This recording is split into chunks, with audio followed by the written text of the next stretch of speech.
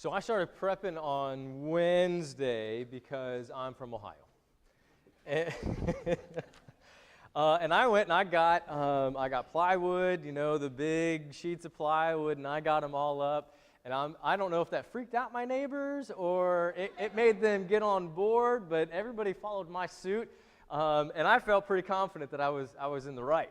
I was in the right. We're gonna get hit. We're gonna get hit with the storm. And you remember Thursday when we were looking at it and just the chaos. Just seeing that radar with all the orange on it. And I remember looking at it thinking, what color's past orange?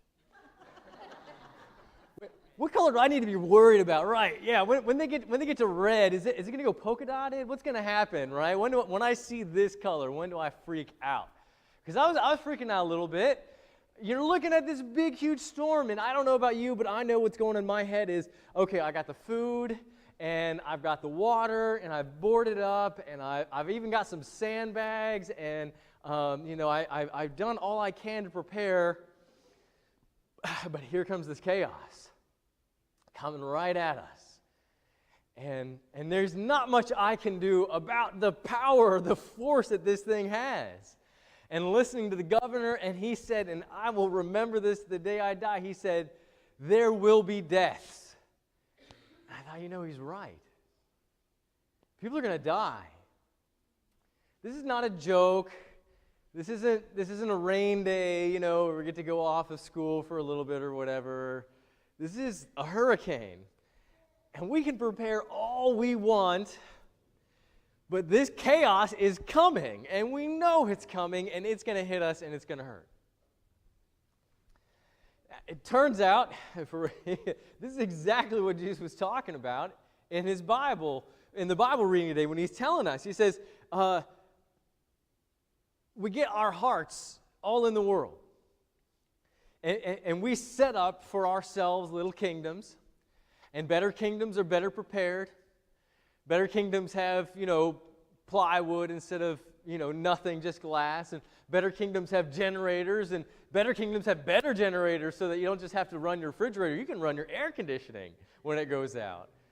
And better kingdoms have bilge pumps and are lifted up on stilts, and we can go through all these lists of things that we can prepare for, and when it comes down to it, Jesus said, you know what? You can prepare all you want. When the chaos comes, it's going to come. And if you end up circling your life around this chaos, you're going to get lost in the mix. And the problem is we've been really good about solving this chaos, about making sure that we have, all that we can do to solve these problems. Science, for one, is a beautiful gift from God. He gave us these brains, and we should use it. Just an example that kind of floored me, that got me thinking. In the 20th century, so that's the 1900s, 500 million people, 500 million people died from smallpox. 1/3 of everybody who was blind in the world were blinded because of this disease. In 1971, it was declared eradicated from the earth. We destroyed something that in 100 years' time killed 500 million people. We don't even worry about that anymore. We don't even vaccinate our kids for smallpox anymore because it just doesn't exist. And we can go on and we can go on, right? We have all this ability to do this, and the reason we have time to do this is because we have machines to do these things for us. Laundry machines to wash our clothes, and dishwashers to wash our dishes, and crock pots to cook our meals so that we don't have to slave over the oven all day. We can come back to a meal already cooked. And then we can drive somewhere really fast to save even more time. And hey, when that machine kills us, we'll build seat belts and crumple zones and airbags. And whatever the problem is, we will solve it. We will get there, and we will figure out how to make sure that air conditioning stays on. We will find generators that will use diesel fuel. And our houses will be great, and we will be able to play our video games. We will figure out how to read the clouds, not just look at them. We will send sound into the clouds so it will bounce back, so we can know how dense those clouds are. And we will invent airplanes that can fly in the middle of those clouds so we can see what they're doing and we can figure out their spiral. And then we'll put satellites in the air and we'll track them so that if ever that thing decides to come near us again, we'll know and we can prepare ourselves and put up our boards and hold our water and make sure that we have meals ready to eat. And if you're sick, you can go to the doctor. And if you need something, you can turn to someone somewhere to make sure you're happy and healthy and sound up until the chaos. Up until you find yourself with leprosy or whatever storm is in your life that you can't solve. And then you're sitting in the middle of the storm, naked, crying, and losing limbs. Which is where these lepers were when they found Jesus, and the only thing they could do was cry out, "Jesus, hey, you're supposed to be special, help me." And he did. He did. He blessed them all. How many millions of people were blessed in the middle of the storm this last week? Going from Miami all the way up to where? Where did we stop? Charlotte? Still going, right? There's still people being blessed by this storm in the middle of it. They're crying out. They're saying, "Hey, we can't handle this chaos. We can't handle this. There's some bad things going in our life." And this storm is just one example. It is the big bad mallet that should ring your bell to make sure you realize that this storm is not the storm.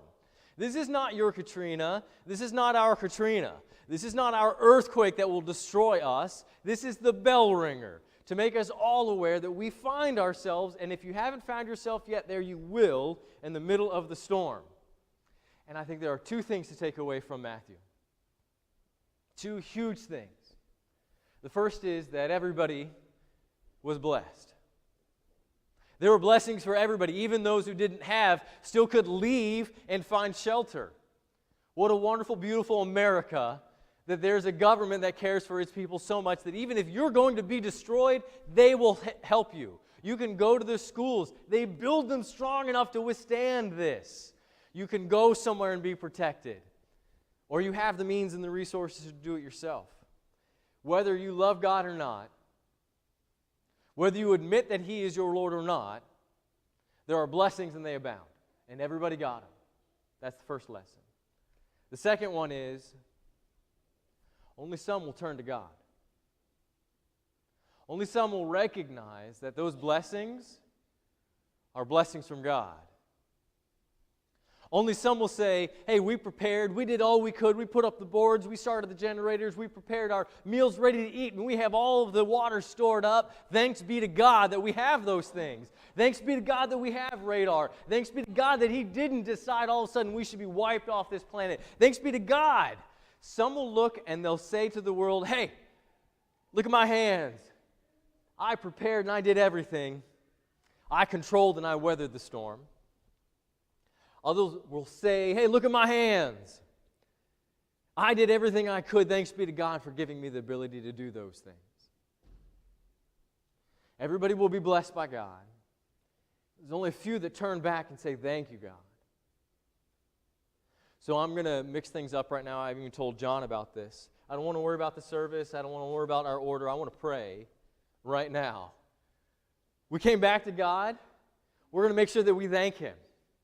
So would you rise with me? We're going to pray right now.